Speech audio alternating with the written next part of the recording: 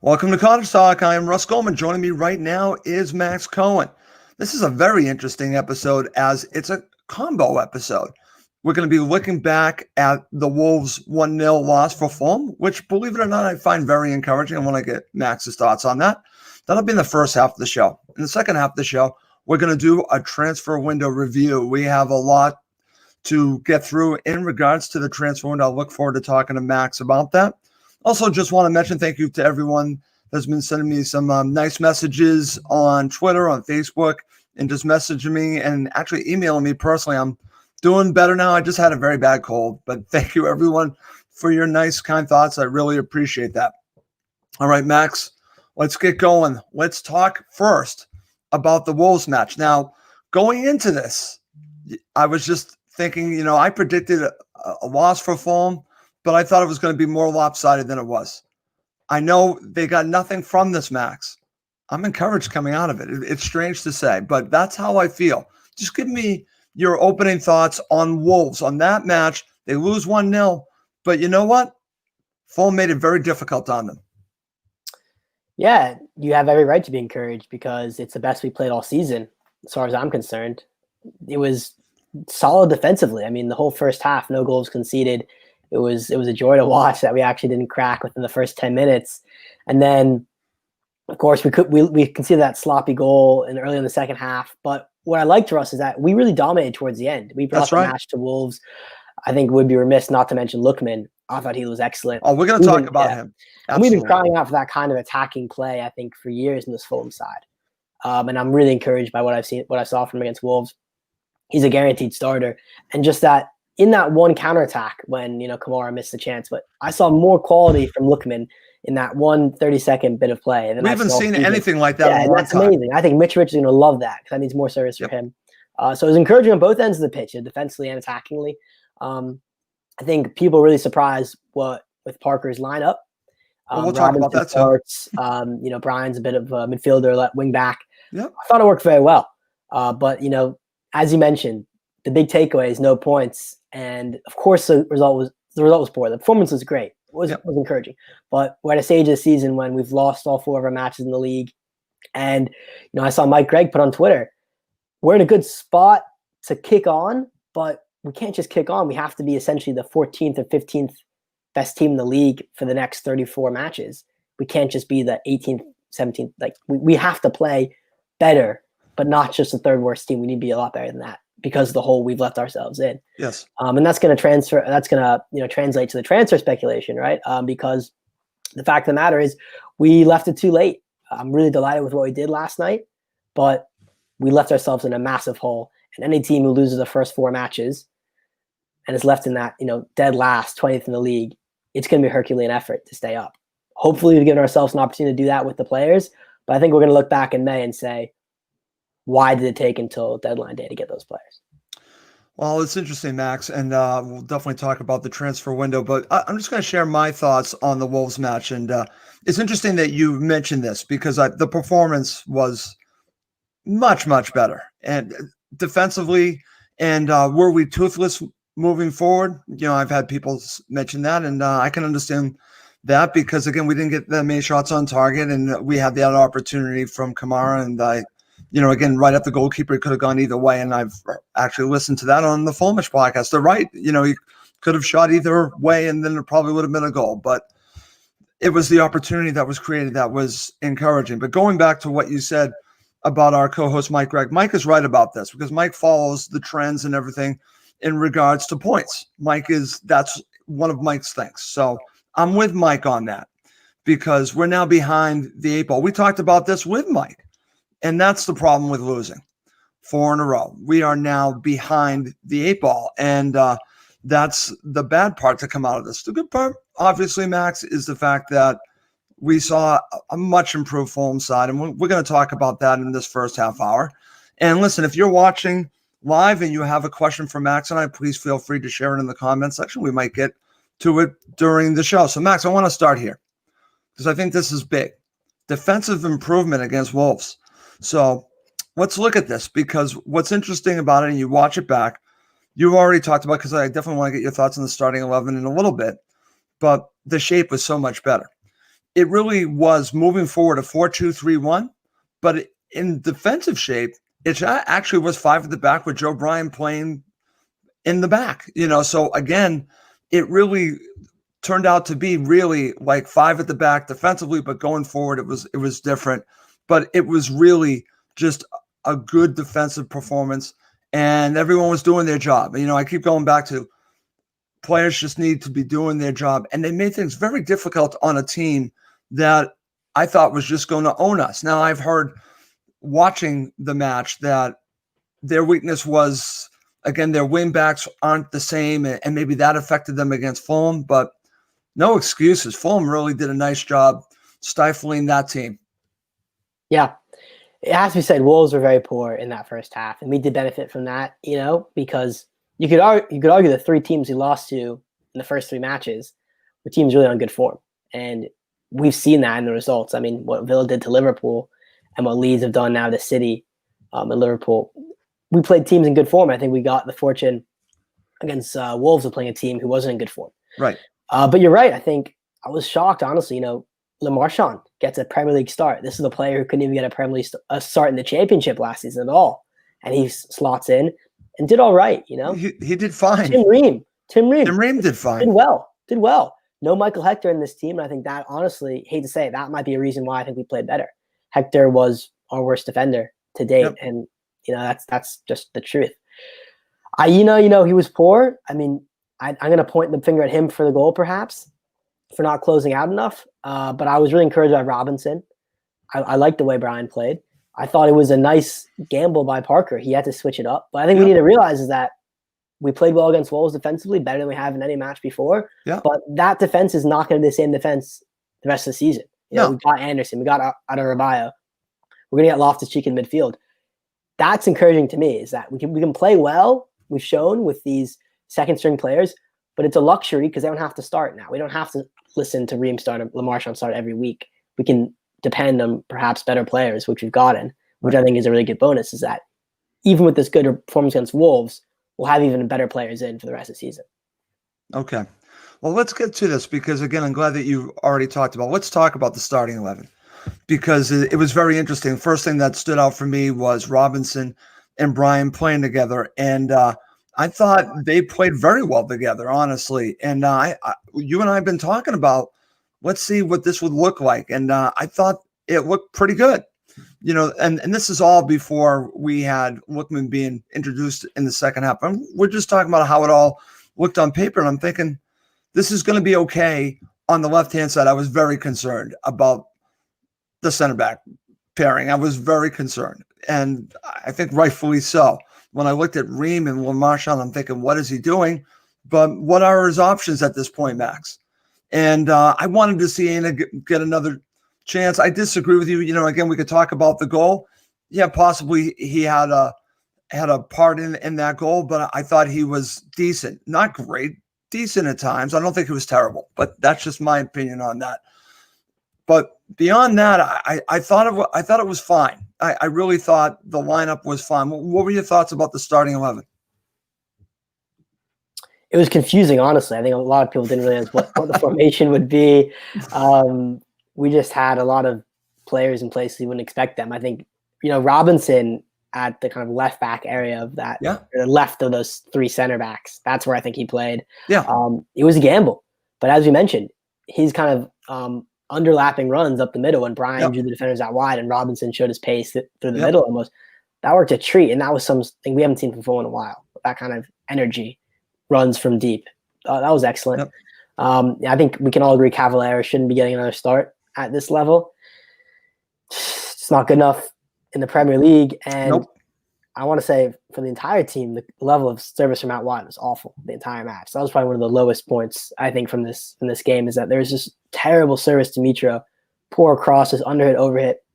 That's one of the reasons I'm really frustrated with Aina, because I think his delivery was just his crossing was not good at all. There's no question about that. He's not the only one, right? I don't want to single him out because Cavallero was poor. I think the only really good cross that whole match was when Kamara came on. And maybe he should start, maybe not. But I think Lookman definitely has to start in that position. Yeah, I totally agree. Man, it was a makeshift starting 11. Yeah. But again, we didn't concede in the first half, and that was the biggest issue we all identified was the defense. Right. and a defense which very few expected to work. It did work. That's encouraging. It is encouraging, and because again, we're going to be see different players get into the mix that should change how everything looks. And you know, when we're going to be talking about Lookman in just a second, because it looked like with Lookman a completely different side. That's how different the team looked when he was added to it. And we'll again talk about him in just a bit because I want to spend some time talking about him. But you know, it's interesting to look at that. And I'm glad that you talked about defensively. It was really like Robinson adding that third, I guess you'd say third center back, and then you had Brian, and then of course Aina being like the five. You know, that turned out to be a five defensively, and it did its job. But moving forward, it really was a 4-2-3-1, and I think, you know, again, did it offer enough? No, absolutely not. But I think when we look at the players that are going to be added to it, I mean, just adding Lookman to it, it looked completely different. So let's talk about that now. I want to talk about him because I don't want to jump to any conclusions, but I'm going to. He looks like the real deal. He really does. And I'm trying to think of Max, watching him. Have you seen a player like that? When's the last time you've seen a player with that type of skill take on players like that with Fulham? Who's the last player that he reminds you of? I'm curious your thoughts on that. You have to go back a while. I mean, I would say Ryan Sessegnon off the top of my head, but again, Sessegnon didn't run at players the way Lookman did. Sessegnon was very talented, but he wasn't someone to just take players on. You know, Kerem Fry almost springs to mind as someone who's just a really talented dribbler. Yeah. I'm sure you can find other examples, but we honestly haven't had that many out-and-out wingers not like in this recent times, and just have that energy and the skill, the moves he was playing on, the 1-2s, the vision he had. It was just such a burst of confidence. Yeah, confidence. And that's great because, again, he wasn't getting playing time at Leipzig. We can offer him that playing time. He can give us that extra dimension. It's a win-win for all parties. He'll start. I think he'll be a guaranteed starter. And a lot of people are saying this can be kind of like a Ryan Babel signing. You know, we got him in January of the last Premier League season, and everyone kind of derided it at first and said, oh, well, what do we need this winger for? Our defense is terrible. But it turned out the attack also needed a lot of, you know, upgrades, and Babel private upgrade. So that's a comparison I would say. I really do think Lookman is kind of almost underrated in how the fans have taken to it, because everyone knows we need a center back. That was the main focus, but left a little bit unaddressed was the attack is honestly a lot of devoid of ideas in the final third for stretches. And Lookman can be a player who gives us, you know, that creativity, ingenuity, penetration, and we need that in the final third. Totally agree. And I'll also mention different position, but I expect Ruben Loftus-Cheek to add something to our attack going forward as well. I can't wait to talk about him, but we'll talk about him in just a bit, my friend. But let's talk about this, because again, we're just talking about things that stood out from this match. And I want to talk about this. Again, I am jumping to conclusions. Areola seems like an upgrade to me, Max. I would say for sure. Absolutely. The saves he made against Wolves, I think, kept us in the match for I mean, the double save I remember he had when Semedo was clean through. He somehow tipped it out, had his body in the way. He was excellent. Again, I think that was his best match for us. That could just be a situation in which he needed to gel. You know, you come into a new team, you don't know the system immediately, and you have a rough start. But I do think it's comfortable to say he's better than Rodak. It's very harsh on Rodak to be dropped, but I think you always knew when you needed a keeper coming in with a pedigree of PSG, he was going to be a really quality keeper, and he's showing that with his saves. And it's like kind of Bednelli situation last time. You know, you get yourself promoted. Rodak thinks he should get the number one spot, plays a match, and suddenly he's on the bench. But I think that's the kind of ruthlessness we need. You know, Areola is just a better player. He's not going to be the fan favorite right away. Yep. Because he's still planning Rodak, but I think it's a good call.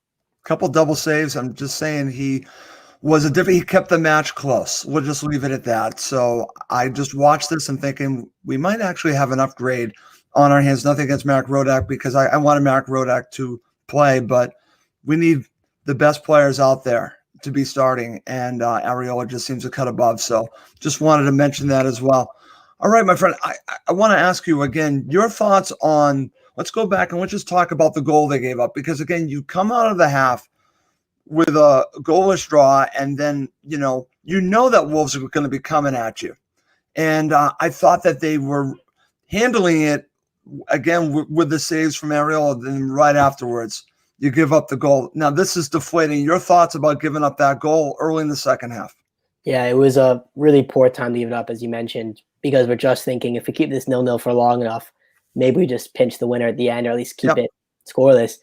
And right out of the bat, we don't start halves well. That's one thing that was consistent in this match. Is coming out of the halftime interval, we looked lethargic, and Wolves, I think, were angry. I think Nuno gave them a halftime team talk and essentially said, "Look, this is Fulham. You're better than this.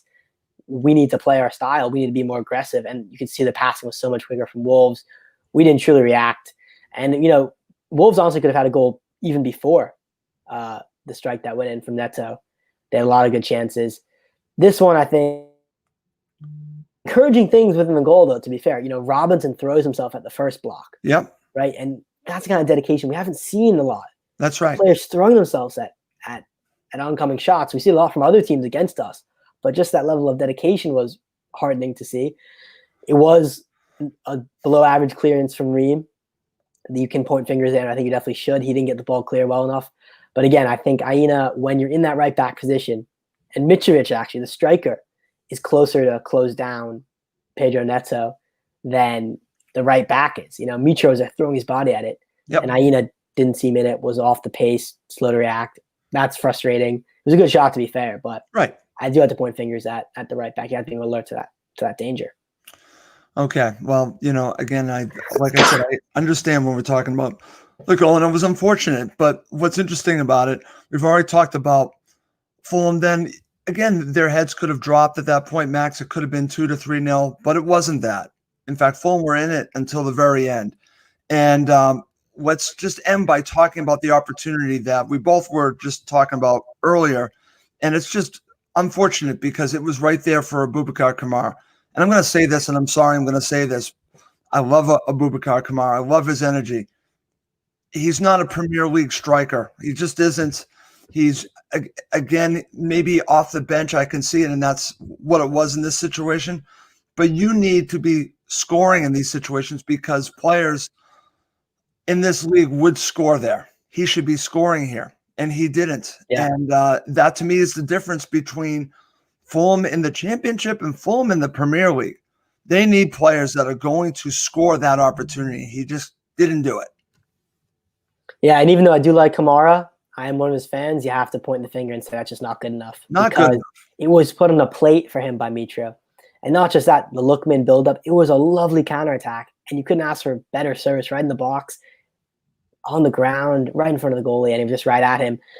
And listen, I criticize Bobby Reed for missing easy chances, and I'll criticize Kamara for doing it.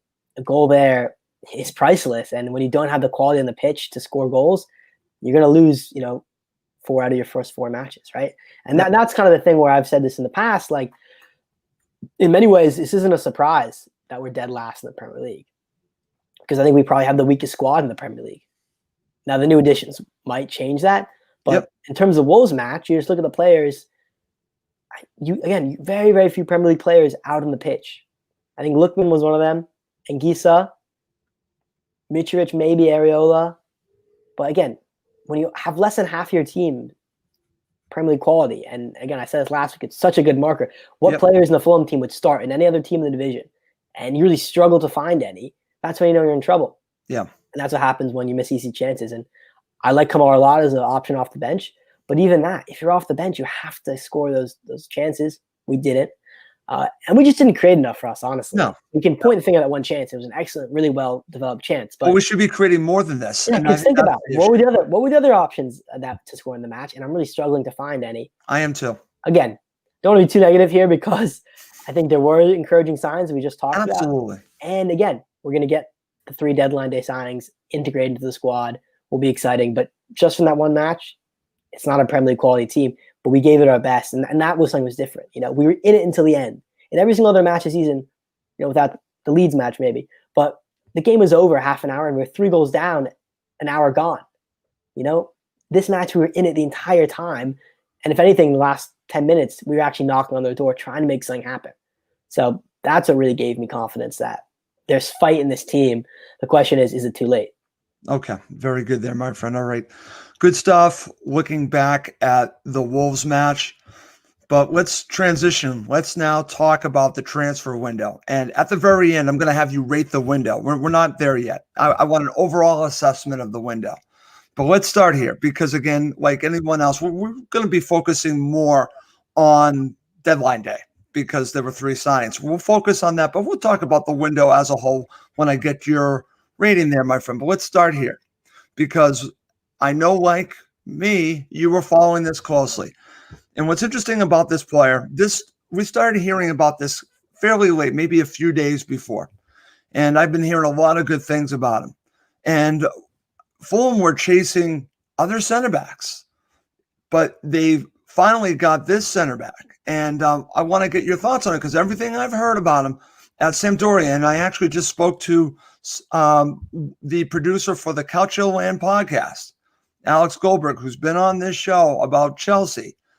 But he also produces this Italian podcast, said on their podcast when he played for Sampdoria, they talked about him in glowing details. Okay, so it made me feel good. That's the podcast with David and Moyal, which I'd highly recommend. So it sounds like he had a very good stint in Italy, not so much in France. But again, what I'm reading, it sounds like some of that had to do with the fact that they went to 3 center backs. He just didn't fit. But for Fulham, what are your thoughts about bringing in this player? I'll be honest, I hadn't heard of him before we were linked with him, to be fair. But Lyon paid a lot of money for him. They did, as you mentioned. That's a big statement of intent. You know, he hasn't quite played many matches for the Danish national team, but I think he's capped once or twice. But at this point, it's a center back. And I'm not going to come here and say this guy's going to be our savior because I don't know how to react. Concerning signs, though, are that, we bought another player from Ligue 1, the French league. We've not had a great history of that in the past, Russ. You know that. I know. It's a different style of play. It's a much quicker pace in England. That's one thing that concerns me. But I really think he could be an excellent addition based on what people are saying. He's tall. Apparently he's good at his feet, but very good in the air. Ball playing center back as well. Playing center back. We know anyone we're going to buy has to fit the Tony Khan mold of ball playing center back, and that's right. I'm happy with that. But even if you got a center back, I couldn't even care who the guy was. We finally got someone, and that's what I was just delighted with. I was like, we just finally got a central defender. Right. The position we've known we have to get since the final whistle at Wembley. But I'm encouraged by this. Again, I've never seen him play. He hasn't played for Fulham at all. I think with transfers, I don't want to fall in the trap of producing someone a success or a failure before I've even seen them play. Because I think back to Alfie Mawson. And I remember I was over the moon. And I think it was me, you, Giannis had a call back in, summer, August 2018 about it. And we said, this is amazing. We've seen Mawson play for Swansea. He's a Premier League quality player. It'd be great for us. And we saw how poorly that turned out. And we've had players who we didn't think would do well and then went and did well. So I don't want to give a huge verdict here, but you look at a player who's played in Serie A, played for Lyon, one of the top teams in France, played in the Champions League. Yeah. Also another factor, played with Kenny Tete a bunch. I was just about to mention that. So that's, some that's huge in the backcourt. That's huge. That's big. I think it checks a lot of boxes, and it's very encouraging. I'm going to save my judgment until he makes his debut.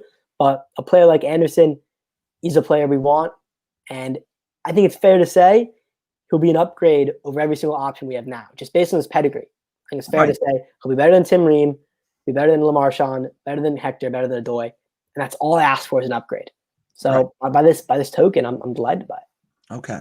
And we're going to be talking about Joachim Andersen and knowing Kenny Tete and other players as well, because I believe it or not, I want to talk about what I'm calling the buddy system, because it's not just him who knows a Fulham player. Again, you watch these videos, there is another player that we'll be talking about in just a bit that, again, knows a Fulham player, and I think that's a factor in all this. Being more comfortable with your teammates, I think that's huge. And the fact that he played with Kenny Tete, and obviously Kenny Tete told him about the club, and we're going to talk about this as well, Max. The fact that he's coming has to speak well of how Kenny Tete feels about the club.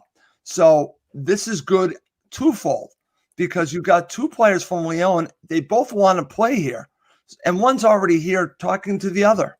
So that to me is encouraging. So, but we're gonna have to see if Joachim Anderson works out. I hope he does, but only time will tell. And we've seen failures, you know. And again, you brought up Alfie Moss, and I was over the moon like you, and it didn't work out for whatever reason. It didn't work out. So who knows? All right, coming up next, I'm gonna talk to Max about another center back coming to Fulham. Okay, Max, Fulham added another center back on deadline day. It's funny because this wasn't the one I was thinking they were going to get. In fact, there were talks that they might have gotten 3. One fell through, but they got a player from Man City. Now, granted, he has been out on loan for the past 2 seasons in the championship. I'm going to try to say his name. Tosin Adarabioyo. Hopefully I'm saying it right. Huge player. I mean, I think he's 6'5", huge. You know, again, maybe not. I'm talking about height-wise. And what I've read about him seems positive.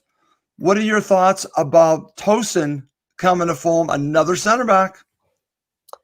Yeah, I think, Pep Guardiola said about him a couple of years ago that he saw a future for him at Man City. It hasn't panned out that way. Understandable. It's very hard to break into the first team at Manchester City with the players they have. But, he was very highly rated. He was supposed to be the replacement for Company.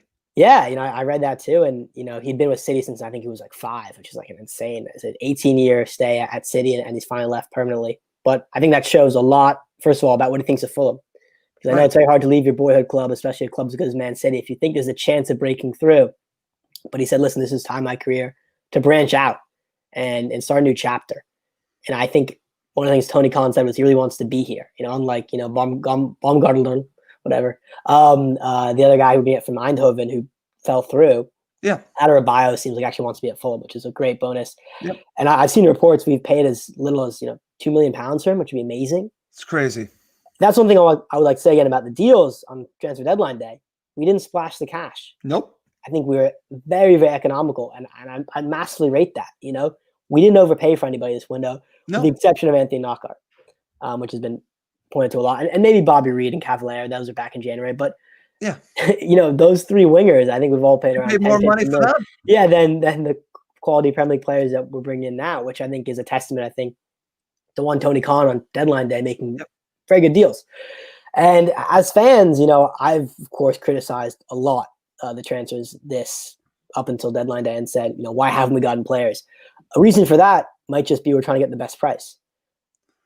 It's a tough trade-off, right? I think every fan would probably agree we'd rather have the players in beforehand, even if it means paying more. But of course, from a business standpoint, the director of football would want to get the best deal possible.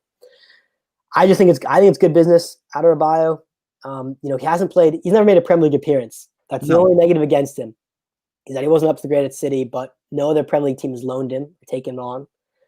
But he's impressed at Blackburn, impressed at West Brom, and I think it's a good young English center back. It fits the mold of the signings we want at Fulham. Yeah.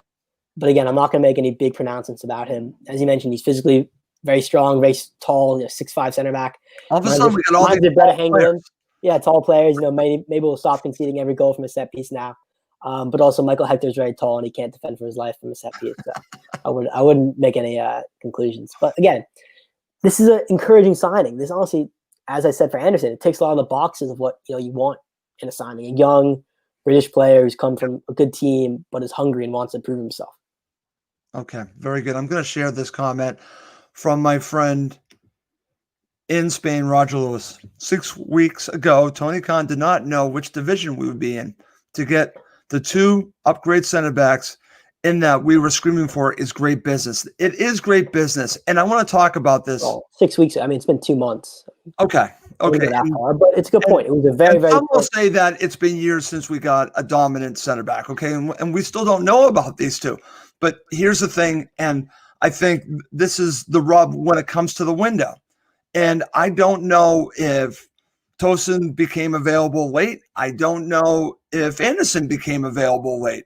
And I think that's the nature of how the window works, Max. I think that's a factor in this, that maybe these players were not available 2-3 weeks ago, but they became available as the window started to close. This stuff happens. So I'm not giving Tony Khan a pass on this because I wanted center backs in earlier. Totally with you on that. I still am angry that he let Mawson go before he brought these players in. Okay. That's just how I feel on that. But I had a feeling that he would get the center backs in. And we have been, there's some speculation on, it seemed like every center back across the world. But PK. Remember PK? What? Oh, PK. Let's not go back to that. But when you look at it, to go back to how many that they were rumored to get to, and I know it's late because we talked about this, but I do think that the window, the way it's structured, it does lend itself to all these deals at the end, Max. Agree. And you know what? We have to be realistic about the nature of football and how business is done. Things happen late. It was just frustrating to see that, Tony Khan has been public about, he knew he needed to get players early, and he mentioned he tried to get players and everything fell through, right? With that famous tweet, the COVID tweet, the personal issue, free bet, whatever, all the litany of reasons why we didn't have a center back. That to me indicates there were players in the market, and we were just unfortunate, whatever reason. But you have to be ruthless, I think, as a fan, Russ, and you have to be understanding in some instances, but this is their job to improve the team, to upgrade the team in key areas. And no matter what way you cut it, waiting until the deadline day was too late. I think it was too late. I think we can still stay up. I'm not saying we're down, but we're in a 4 losing streak hole, 4 match losing streak hole. And I'd say that was partially avoidable because of when we did business. That could have been avoided. But I think at this point, listen, we've been critical on this podcast. I've been very critical, but 34 matches to go. We have the team we have until the January window, but this is our side now, and we have to get behind them and say, listen, we have this team deficit. We're going to talk about that as well. Are we done yet? We're going to talk about that in a little bit. We do need some championship. Yeah, that's fair. EFL deals. That's a good point. We haven't heard any links, but keep the options open. Okay. But, yeah. My main point is, which I think you understand, is that we can criticize the policy all we want. Yep. Now it's on to the manager and the players to perform. I totally agree. Listen, I have someone who's joining us right now. This would be our Cottage Talk host. I'm glad that he had time to do this with us. Mr. Danello, how you doing? Thank you for joining Max and I for the tail end of our show, half of our show. Yeah, half the show. It was good to see. I hope you're feeling better, Russ. It sounds like you're sounding in much better shape than I spoke to you a couple of days ago. Hello, Max. Thank you. How are you? Yeah, I was just messaging Emilio, and I said we got to get in the show soon. And 2 days later, he's on the show. It's great. Wave the magic wand. I've just had a punishing day at work. Just come off a call with the US. So yeah, just that's it. Now I'm done for the day. So if I lost my voice, you know why? Just literally all day talking on the phone at work. And to Americans, that's even worse. They hate talking to Americans is a full-time I'm used job. to it now. Don't worry. Okay. Well, Emilio, thank you so much for joining Max and myself. And before we get back and talk about the transfer window, since you're just joining us, thoughts on the Wolves' loss? Max and I started the first half of the show. I just want to get your overall view on that. Encouraging. There's a lot of courage on the pitch. We looked more organised. We didn't always look particularly threatening, but put aside that, just we looked more composed, more calmer in defence. We weren't as sloppy as we have been in recent games. The team just needed a little bit more gelled and united. So I think there's a lot of positives to come from that game. If we can keep it tight, and the fact that we were the lowest scoring match in the Premiership all weekend, and that's saying something. You would have thought, we'd be in the wrong end of a 7-2 thumping rather than Liverpool against Villa. But overall, there's a lot of cards from that performance. Yes, we lost, and I get that, but we only lost by 1 goal.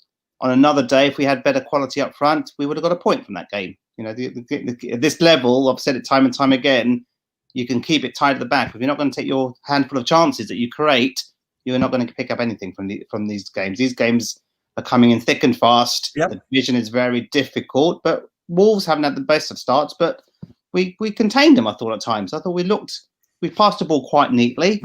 Like I said, we didn't give the ball away cheaply. So, Areola made a crucial double save early in the first half, so we started to see his potential. So that's a big positive. Le Marchand and Tim Ream in the back. Okay, that's probably likely to change based on the signings in the last 24 hours. But equally, we just look more organised as a team. We were set up better. We were probably set up not to lose in a funny way.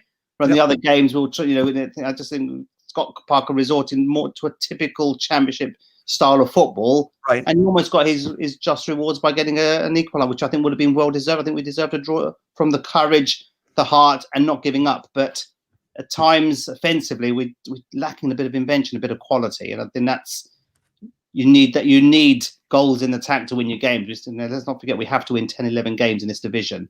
But last night's transfer signings will give us an opportunity to be tighter at the back and hopefully a bit more quality up front. But let's see. Overall, can't complain after the first 3 games of the season. That was a good performance. Coming back after that dreadful performance against Brentford as well on Thursday night. Totally agree, Emilio.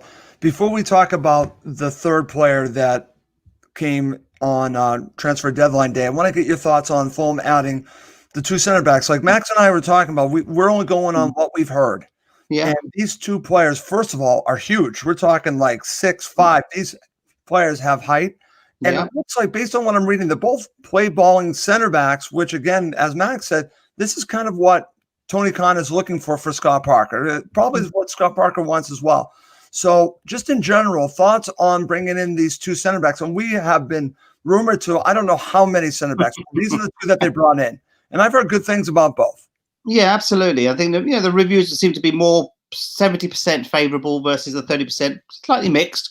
From some of the people, you'll get that with any player that we're linked with or with your purchase. But overall, the height gives us hopefully a bit more structure and coverage from set pieces. We know how weak we are from set pieces, how many goals we've conceded from corners, set pieces. We're very, very, we're easy to play against. So hopefully that will protect us in the air and obviously give us a little bit more composure.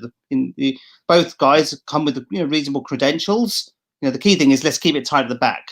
I'm hearing some views that they're both confident coming out forward with the ball as well. So rather than Scott Parker wants to play a defensive style of football and likes to play the ball between the players. So you need to have players who can keep possession, keep it confidently without giving the ball away cheaply and putting your fellow team colleagues under pressure. So on the ball, they seem to read very good feedback from these 2, from the previous clubs that they were playing for, and overall it can only improve our chances. Let's be honest, it's going to strengthen our defence, by a country mile.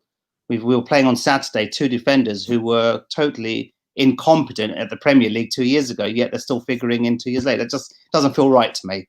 So Tony Khan, albeit it's taken a while to make a decision, let's commend him for not giving up, pursuing his targets, and he's got 2 of them, to be honest. And like I said, the feedback seems to be positive and favourable, so it can only help and aid our chances. But for me, we're too easy to concede against, and from set pieces, we're very liable to concede time and time again. So having that height, that physical presence, I think is going to be key to just keeping the ball out of the back of the net. And Nariola can then start to shine, because you saw on Sunday with the more composed central defenders in front of him. I said he was an upgrade from that match. I think he now has proven himself to be an upgrade, Emilio. Absolutely. And I think by having 2 stronger players directly in front of him, that's going to mean he can start to shine a little bit more. Whereas previously, every error that was made, it was focusing on the goalkeeper's mistakes, could have done better. Central defenders giving the ball away cheaply and conceded a goal. Now we're going to be, hopefully as a unit, we're going to be a bit more organised. But let's see how long these guys take to settle in. That's going to be the key thing. Yep. I think the length of time, hopefully they can hit the ground running straight away. And maybe we've got another Breda Hangelen in the making here, another 6, who knows? Not many of us nice. Breda Hangelen 10, 11 years ago. Look at that. At the end of the day, look what he gave us defensively. Exactly. He still made mistakes, but the team defensively with him and Aaron Hughes at the time was a lethal defensive partnership. And Roy Hodgson had the right players to play to his system. So hopefully these 2 guys will play to Scott Parker's style of football. Like I said, more comfortable on the ball and defensively tall and strong. So I think that's a massive positive. Okay. All right, Emilio, I'm going to give you the honors, and then I'll go right to Max, because I messaged you a few days ago that I started hearing things about this player. I wanted this player. Yeah, you did. Okay, I really wanted this player because I've seen this player really. I know his ability, and I've seen his potential. I should say his ability and potential. He is coming off of a serious injury, but I got to tell you, if we get the player that was on the rise, this is a hell of a situation for Fulham. And if they're having a problem figuring out a place for Ruben Loftus-Cheek, they need to find a place for Ruben Loftus-Cheek. I think he is going to add so much to Fulham. I'll go to you first. Your thoughts on him coming to Fulham? Great signing. Again, it's, we did talk about this on Saturday, weren't we? We were just talking about this guy. Seems to be surplus to requirements at Chelsea. They've spent a lot of money this transfer window, over £200 million. He will fit in nicely into our system. We need strength in that midfield. He's a significant upgrade to Josh Onuma. Let's be honest. I see them very similar type of players, physically strong, but look at the golf in quality, very, very different. And, it's a massive upgrade to Josh Onuma. So for me, if he can stay free from injury, I know, and that's a big if. Play like he did 2 years ago at Chelsea when he was coming forward, winning balls in midfield, scoring goals, assisting goals. That's what we need. We haven't got enough goals in the tank at the moment. If he can add that physical strength in central midfield and, like I say, push forward and make those runs that Josh Onuma was renowned for doing the last 10 games of last season, it's a massive upgrade. But for me, it's all about, is he worth half the wages that we're paying of him? I know. Whether it's 100,000, a lot of money, but can he pay us back? If he gets the goals, the assists, and keeping it physically strong in midfield. For me, it's all about the lack. I think we haven't got enough quality midfield. I think we've talked about this time and time again on the show. You haven't got the quality in midfield. You can stop your opposing teams winning the ball, but where's the quality coming forward? I think with him, we've got that physical strength. I totally agree. And he's got goals in the tank, and he can be a threat to teams. But the only question mark for me is, how fit is he, and how soon can he hit the ground running? Right, and that again, I asked Alex Goldberg, who was on this show before from the Byline.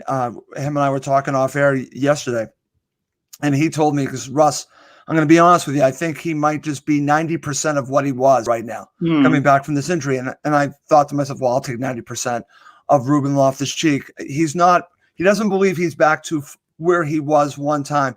And it could, again, he might never get back to that player coming back from that injury. But you know what? Yeah. I think that he still has a lot to offer. The skill is still there based on what Alex was telling me. So I'm really excited about this. Max, your thoughts on this? Am I getting too overwhelmed by what could potentially happen? Again, I'm excited by this. What are your thoughts about Ruben Loftus-Cheek? It's a type of signing which gets me really excited because he is a Premier League player. That, I think, is the main thing we have to look at. He's a world-class player. Yeah, I mean, this is a guy who played in the 2018 World Cup for England. Exactly. And did very well. And even more impressive, I think, for our situation, is what he's done with Crystal Palace. That's right. He had that loan spell there, and that was a very similar situation. I think under Frank de Boer, they lost their first 6, 7, and Hodgson came in. I think they lost something like 8 first. They had a terrible start, and Loftus-Cheek was part of that team who dragged them out of that terrible hole they're in. So he's been in a situation where he's been on loan to a team that's struggling and gotten them survival. And he's just so talented. I think he honestly might be the best player in our squad. He just walks in as the best player in our squad because he is that good. I think he started against Brighton in Chelsea's first match. Didn't really impress, but I think this is the perfect opportunity for him. He will play every single game here. At Chelsea, he'll never get that guarantee. That's Even right. when he's on superb form, he could play Europa League game. He might play League Cup games, go score a hat trick or something. It wouldn't make a difference for his first team standing in the Premier League. Here, he's the star of the show. I think he can really shine. And he's a midfielder. Like you guys have talked about, he bosses the match, and that's what we need. We haven't had a player that strong. I think Anguissa's similar to him in that he can take over a match, but I think Loftus-Cheek is a cut above, and it's a Premier League experience is the biggest thing. He knows his division. He knows exactly what it takes. So few players in our squad currently have that Premier League know-how. Right. No, totally agree. And back over to you, Emilio. As we're talking about Ruben Loftus-Cheek, we were talking about Anderson earlier. And what's interesting about these players, and we could also talk about Lamina as well, because I want to talk about this. And I was talking to a friend of mine about this. The buddy system. Ruben Loftus-Cheek played with Aina, okay? Anderson played with Tete. Lamina knows Seri and knew Anguissa. And I think the fact that these players know each other and have, in some ways, not recruited them, but given the thumbs up for them to come to Fulham, I think is huge, Emilio. Yeah. And again, I just watched a video about Ruben Loftus-Cheek, and he was talking about Aina. And I have a feeling that's a factor in coming to Fulham. Absolutely. And I think the fact that these, like you said, these guys have all, many of them have played with one another, but I agree with Max's point. We've started to get Premier League quality. I'm not saying, I wouldn't classify Ruben Loftus-Cheek as world class, but to your point, Russ, but yeah, he's probably, if not one of the top 2 players in our club at the moment. And we look now, the key thing for me, we've got 2 players for each position now. We didn't have that before. We were looking at bit part players in the Championship either starting games this season or being a natural deputy in the Premier League. It's just crazy, to be honest. We invested a lot of money on Knockaert and Caballero, which we questioned that last season because they underperformed in the Championship. And to be honest, Knockaert hasn't had a look in this season. No. Caballero is probably one of our worst players this season. So I was expecting one or two of them maybe to be loaned out to keep the wage bill down, and maybe there's still time. There's still time for the Championship teams to pick these guys up, and to be honest, and there's still time for us to pick up some Championship players. Well, we're going to talk about that too. But for me, it's we've got quality and cover in all positions now.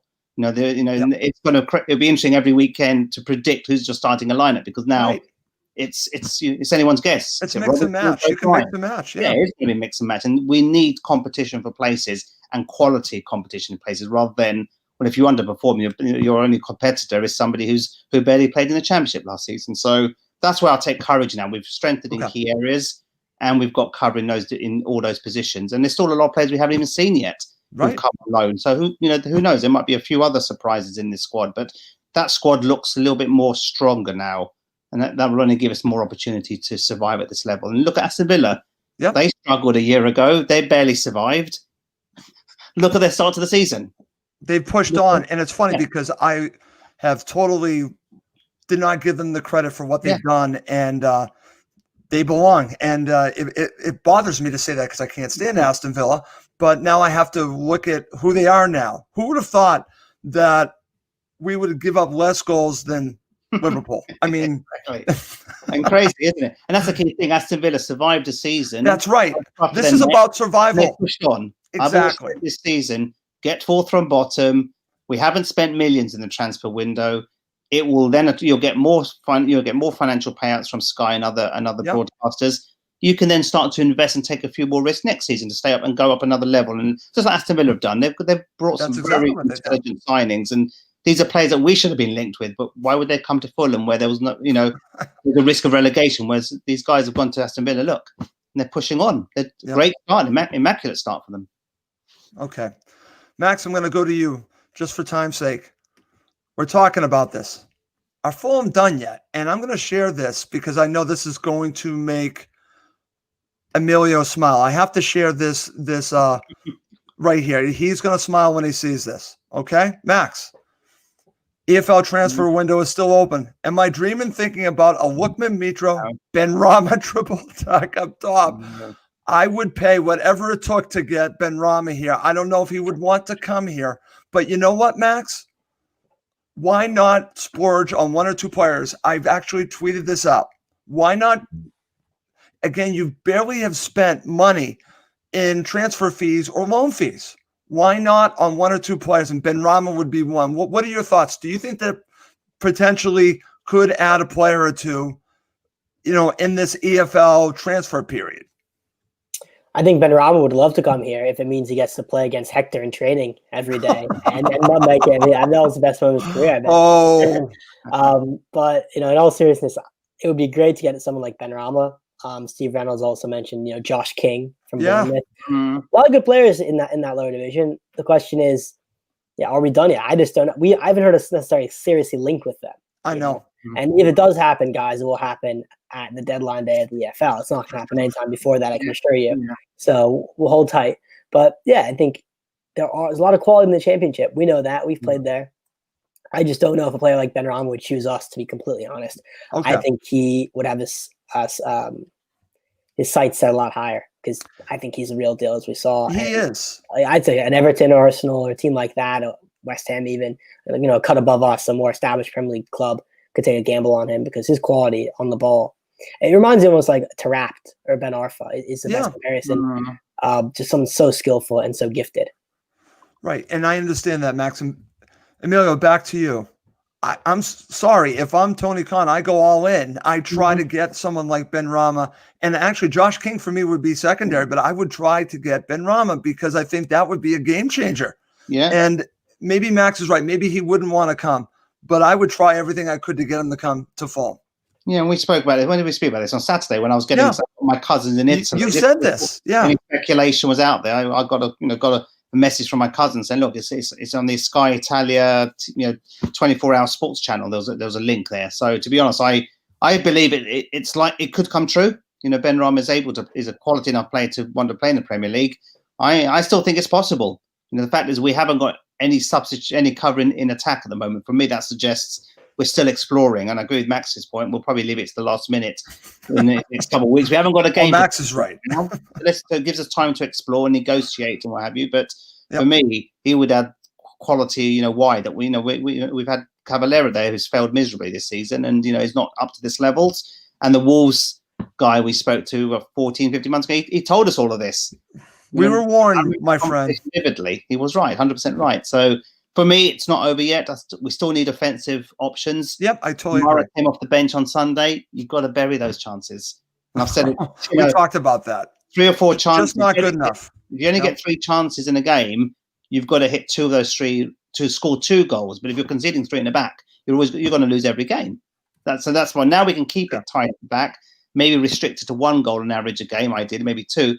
But where your goal is going to come from? At the moment, I can't see where you're going to score 1, let alone 2. So maybe we haven't talked about it today, but it's Mitrovic is obviously going to be the long-term answer because obviously we haven't replaced him. But do we struggle when we're trying to play with Mitrovic in the side? Would we?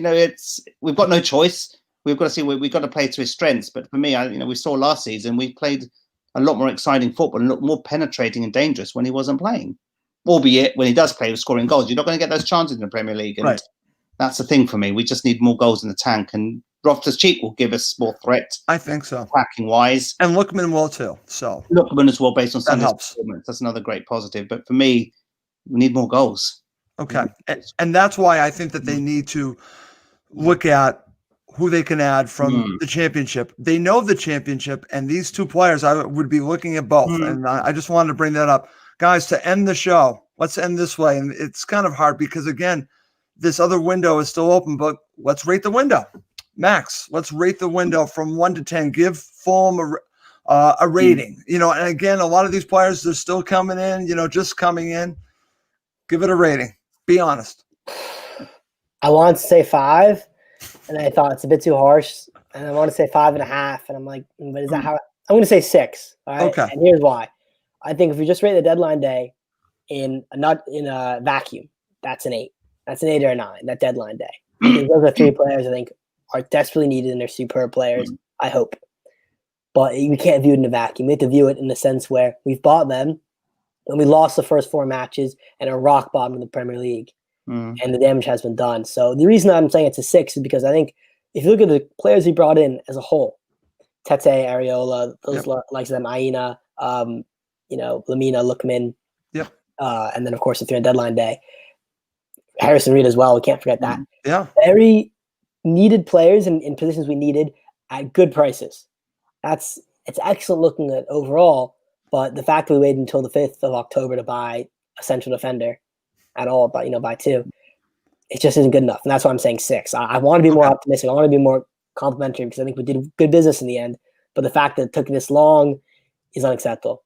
So 6. Okay. All right. Before I get your rating, I have to share this from our friend Steve Reynolds for you, Amelia. We are one-dimensional with Mitro. Need a forward. Yeah. Sounds like you agree with Steve. Absolutely. I've been saying it, for months. Why was I apprehensive when we won the playoff final 2 months ago? I remember doing the show straight after. I wasn't of course you're celebrating. Obviously you're joyous at the occasion, but it was always in the back of my mind. Hold on a second, we're going to struggle in the Premier League.